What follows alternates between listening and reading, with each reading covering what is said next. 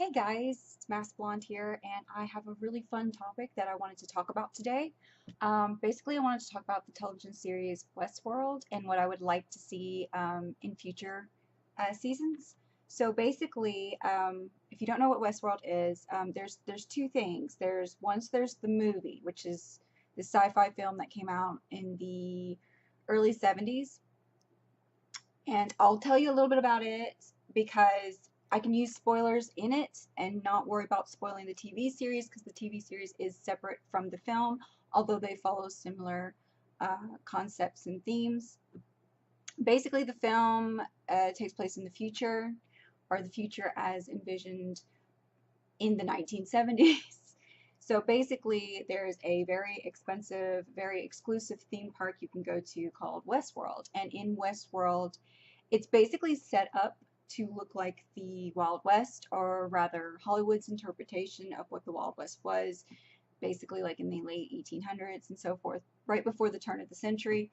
Um, what's unique about this place is that it is most of the world is inhabited by these androids, and the androids look like humans, they act like humans, they bleed like humans. Basically, it's almost they're almost indistinguishable from humans. If you think back to Fallout 4, the synths and their whole plot line, or Fallout 3 with Harkin, that's basically what these androids are. Um, and then what winds up happening is these two guys go to Westworld, and there is like a virus, and basically it's Jurassic Park. The androids start going haywire and things start getting real. So it was written and directed by Michael Crichton, who also, wrote Jurassic Park, and it's a really good film. It's one of my all-time favorite sci-fi films, and I highly, highly, highly recommend that you watch it, rent it at some point. I'm sure it's on Netflix or something like that. Okay, so now the television series is a little bit different. The television series again takes place in the future. You have Westworld, which is a very popular, very exclusive, and by exclusive, I mean you have to be really wealthy to attend this theme park. And it's basically for you to act out your fantasies. Um, you could be the man in black, you could be the man in white, you can take part in espionage, you can take part in train robbery. I mean, just anything you want, any fantasy you want, it happens. And the difference between the television series and the movie is that in the television series, the androids don't realize that they're androids. To them, this is their reality, and they're in this constant loop where for several days they go through a storyline, and it can, like, the management has set it up so that the storyline can change based on the whims of the guest, so that they preconceive for every possibility, and it's really fantastic the things that can happen. Now, occasionally, as you might expect, something comes in that will disrupt the world of the androids, like reality will somehow impose itself on the android, and then things can go a little hicky. But I don't want to spoil too much because it's a really great series. Season 1 ended. I don't think season 2 comes out until 2018, so you have plenty of time to go Netflix or see a HBO rerun of this show. It's very, very good. I highly recommend it. Fantastic cast, fantastic story. I mean, it just kept me guessing all along the way. I'd seen the film, so I went in thinking it was going to be a certain way. It completely was not, but it kept the spirit of the film, and it's really good. I highly recommend it. So now something that really excited me, and what I mainly want to talk about, is in the very last episode, there was a hint to other worlds like Westworld, other theme parks. We're thinking it's going to be what we saw was two samurais fighting each other. So we think that one of the other worlds could be Shogun World or Samurai World, whatever you want to call it. So it made me think, what other worlds would I like to see? Like if I was super, super wealthy and could afford to go to one of these fantasy theme parks, where would I want to go? And I really hope that, I know it's minute possibility, but I really hope that we will get to explore some of these other worlds as the series progresses. But I made a list of 4 worlds that I personally would like to see in the series. So let's begin. I would like to see Roaring Twenties World. Roaring Twenties World has it all. It has everything to please everybody. Um, although keep in mind that this is mainly an adult fantasy world, so I'm not really considering kids as a factor, which is why this world actually works perfectly. So you think about it, you have all of the frivolity and optimistic attitudes of the 1920s. You have flappers, it's the golden age of jazz. Think steamy Harlem Nights. You have gangsters. I mean, you have the beginnings of early cinema. I mean, there's just so much you could do with it. If you've ever seen The Great Gatsby, any of the Great Gatsby films, kind of gives you an idea of the excess that comes from that time period. Granted, obviously not everybody lived that way, but it was a popular movement, and I think we could do a lot with that. So if they ever did a Roaring Twenties world, I would be so psyched to see it. It would be a lot of fun. Also, I don't know what you call it. Maybe you call it Jack London world, but I was thinking 1880s London would be a great world to visit. So you have the Industrial Revolution and all the politics that come in there. You had great writers of the time period, great artists, Jack the Ripper. You had Sir Arthur Conan Doyle's mysteries. You can think about it. You can play like a detective, like Sherlock Holmes or something like that. Of course, you had a thriving theatrical scene. And then, of course, you had all the seedy brothels and red light districts and opium dens. And you could just go crazy with this. So I think 1880s London or thematically would be a great world to explore. I also think 1960s New York. For the more artistically inclined, I would think 1960s New York had it all. You had a thriving modern art scene. You had a lot of experimentation, great fashion,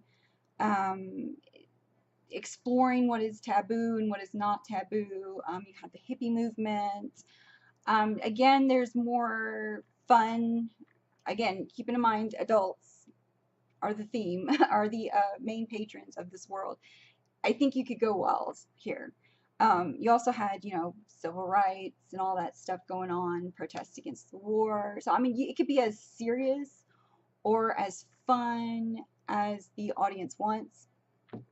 Okay, and my last world that I would like to personally see is a combination of 2 different centuries. So you could do, like, say, the French Renaissance or 17th century France, like combine the two, because you have pageantry and masquerades and you have the classical music, and I mean you could have tons of balls, parties, great food, and then of course you also had the upcoming revolution. Like your character could, I mean your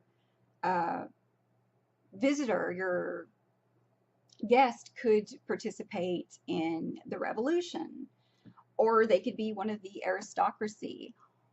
I mean, it's something I think would be really fun. Again, it kind of has a lot of the play acting that you would have with WestWorld. There's a lot of different storylines you could put together for this, but these are basically the 4 worlds I would like to see, or I would pay a lot of money to visit personally, because I think there's such exciting times in our history, and probably the most romanticized. Um, but also, I think we should probably mention that in the movie there were 2 other worlds that were visited. It wasn't just Westworld. There was, I think it was called Roman World, and you didn't see a whole lot of it, but I'm guessing it had a lot to do with the decadence of the late Roman Empire. Think great feasts and lots of orgies. Just, yeah, very, very erotic, I guess you could say.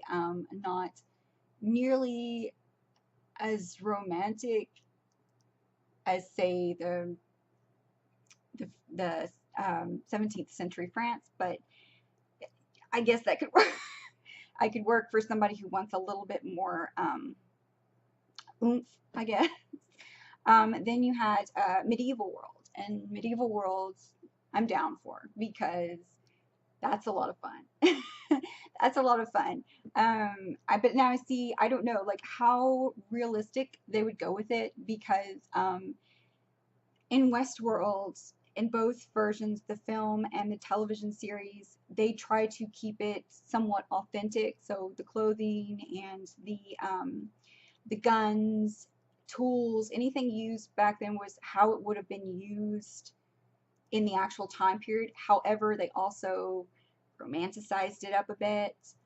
Um, so it's kind of like how realistic would they want to keep something like medieval worlds? Because if you kept it super realistic, I don't think it would be a lot of fun to visit. But if you did it like in the movie where it was very like all about chivalry and you had the sexy serving girls, then you had the battle with the duel with the Black Knight and all that stuff, like maybe more like Game of Thrones. Maybe like Game of Thrones world. That could be a lot of fun. I guess minus the dragons. Um, But yeah, that those are two possible worlds that we might be seeing in future seasons. Of course, we might not see any other worlds, but I think we are. I think we're going to see another world. I mean, I don't think they would have put that hint in there. Plus, if you think in terms of if you have a successful franchise, you're going to have spin-offs.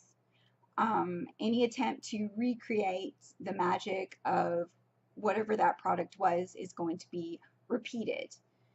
So it would only make sense that throughout history you have all these really great time periods that you could borrow from and create cool storylines for your guests. And so, but I love my picks. I would love very much to know what your picks were. What errors would you like to see them sort of recreate and romanticize? And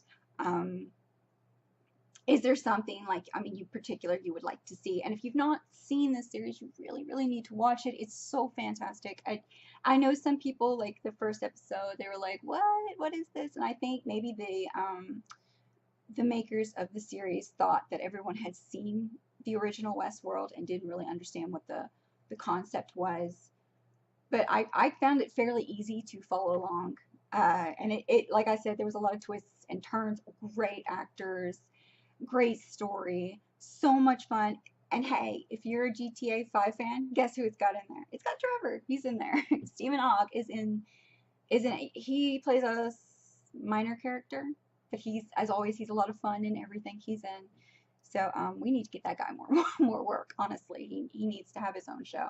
Um, but it's great. Evan Rachel Wood, fantastic performance. Anthony Hopkins, always great in everything he's in. Thandie Newton, I hope I'm not butchering her name, but she's amazing. She's one of my favorite characters. I cannot emphasize this show enough. It's so great. But I would love to know. Hopefully, I will get a lot of responses from this video. I really, really want to know what you would like to see. If you like these concepts for worlds, or you got better ones, I'm all ears because I love Westworld and I love the idea of it. And so, yeah, leave me your thoughts, guys. And hey, if you like the video, why not hit the like button? But yeah, I will see you guys next video.